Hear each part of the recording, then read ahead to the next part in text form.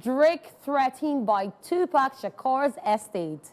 The estate of late artist Tupac Shakur is allegedly taking legal action against Drake for a recent diss track that featured an artificial intelligence AI rendition of the late rapper's voice, referring to it as a flagrant violation of the law and a blatant abuse of his legacy.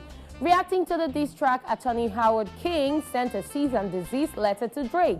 The letter required Drake to verify that he would remove his Taylor Made Freestyle within a day, or else the estate would pursue all of its legal remedies against him. I quote, "Not only is the record a flagrant violation of Tupac's publicity and the estate's legal rights, it is also a blatant abuse of the legacy of one of the greatest hip-hop artists of all time," end of quote.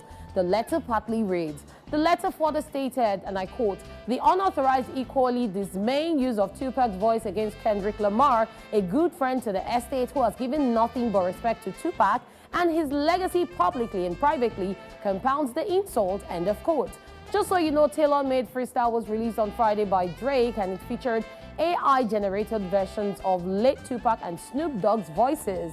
Drake released the song, which is a follow-up diss track aimed at former collaborator Kendrick Lamar. He, however, captioned the clip, and I quote, "While we wait on you, I guess," end of quote, seemingly alluding to Kendrick's lack of response to Drake's leaked push-ups diss track. I quote, "Kendrick, we need ya, the West Coast savior engraving your name in some hip-hop history," end of quote. The Tupac sound-alike raps in Taylor Made. I quote, "If you deal with this viciously, you seem a little nervous about all the publicity," end of quote. The late Tupac's estate later clarified that it would never have given its approval for this use if Drake had even asked for permission. Wow. What are your thoughts?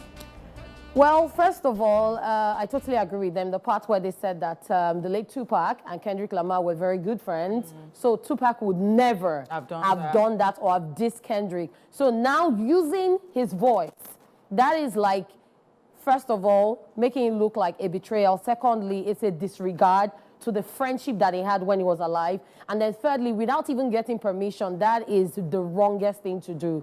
Because even if this person is dead, he has an estate, he has people who are in charge of things concerning him, his records, everything. You could have asked for permission first and told them what it was, but obviously they weren't going to give permission. So you went ahead and did it. It's just totally wrong.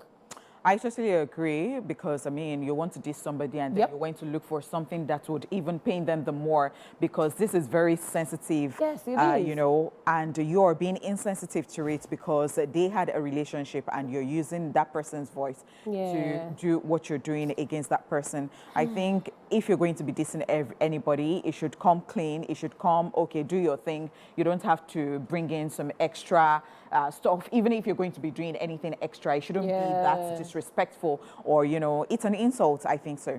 And that's the annoying thing. When people are trying to be petty, they end up losing their minds and doing things they're not supposed to do. Because you already dissed this person, he hasn't responded to you. So it's paining you that he has not responded. You now decided to go really personal, and then you became insensitive, which is something on a normal day you won't do. So that's just crazy. All right, so moving on.